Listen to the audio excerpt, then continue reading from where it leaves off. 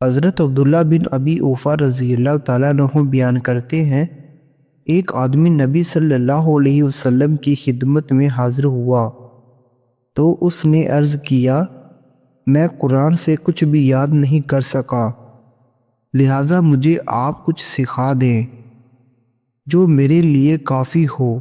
آپ صلی اللہ علیہ وسلم نے فرمایا، کہو اللہ پاک ہے، ہر قسم کی حمد و ستائش اسی کے لیے ہے، اللہ کے سوا کوئی معبود برحق نہیں، اللہ سب سے بڑا ہے، اور گناہ سے بچنا اور نیکی کرنا محض اللہ کی توفیق سے ہے۔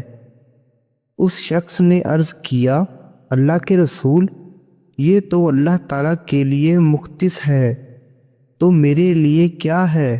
آپ صلی اللہ علیہ وسلم نے فرمایا، کہو اے اللہ، مجھ پر رحم فرما، مجھے عافیت عطا فرما، مجھے ہدایت نصیب فرما، اور مجھے رزق عطا فرما۔